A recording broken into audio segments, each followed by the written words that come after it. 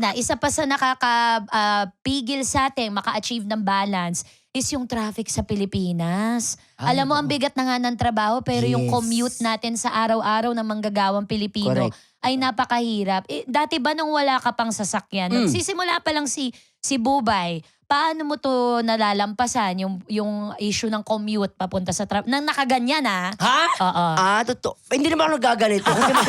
Nag-MRT ka nakaganyan. Nakapalalaki naman ako pumapasok sa work kasi doon ako nagbe-makeup mismo sa comedy bar. Pero yun, na-experience ko din yan.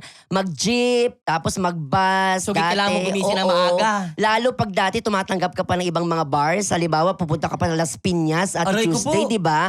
Mag-ano ka muna, magti-train ka muna tapos from pagbaba mo sa may bandang Pasay, kailangan mo pang mag-bus papuntang Las Piñas. So yun, tiis-tiis lang, di ba? Kailangan mo tiis-tiisin yung mga For the ganun. goal. Oo. Oo. Kaya sa mga nakikinig sa amin ngayon na nasa traffic, mga manggagawang Pilipino, Yan. we salute you! Palakpakan Diba? natin sila. Ang dami nilang pinagdadaan ng challenges sa araw-araw. Alam mo, makikita mo ang pila ng tren sa Ay, nako. ibaba, napakahaba. Kaya nga meron yung nanay ko kasi maabilidad yon, ginagawa niya kapag mahaba na yung pila ng tren, ako yung pinapauna niya. Para may Para bata. para kumuha ng ticket. Kaya sumagan ako talagang dumidiskarte. Sir, mamadali po Ticket, kasi ako. So siguro yung isang mama, sige bata naman, pinapauna na ako. Tapos sinabihan ka, nagmamadali ka din kahapon na. Ikaw din pala. Araw-araw ka.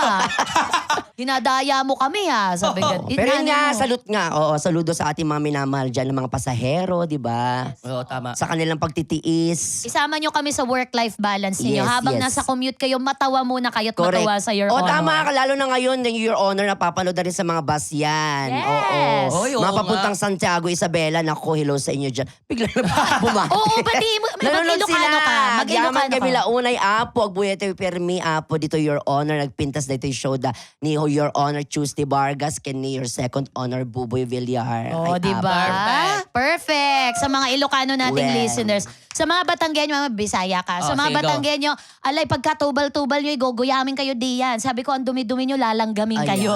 Guguyamin ang ibig sabihin. Sabi talaga, guyami, malaking Guguyamin. langgam. Oo. Ikaw, Bisaya, go. Ay, sa mga Cebuano, sa mga Bisaya na nagtanaw dire, kamusta naman mo diha? Pag-amping mo pirme. At pag-amping pirme at pag-ampo sa Ginoo. Ayan, Pag Bisaya. tanaw ra mo dirag Your Honor, ha? Kasta ni Buboy, nalawa ubat na. Ay, okay. Ganyan si Kamusta ang Buboy. imong lagay? Nagbitay, naglabyog. Ay! Hoy! Ayan. Ay, natuwa si Buboy. Alam mo ba yung sinabi ko naman, Buboy? Ano? Maluwang ang puwet mo. Sabi ko. Natuwa ka pag Sweet. Kung saan na napunta yung Alam mo, ang discussion. ganda kasi pakinggan. Yung pala ibig sabihin nalawat nun. yung ubat na. Yan. Ano sabi? Soft lang. Soft spoken dapat pag sinabi mo. Nalawat yung ubat ko. Nalawat na ubat ko. Yan. Oo, diba? Maluwang ang puwet ko. Ganyan, pag sinigawan mo may echo. Bubay, bye, bye.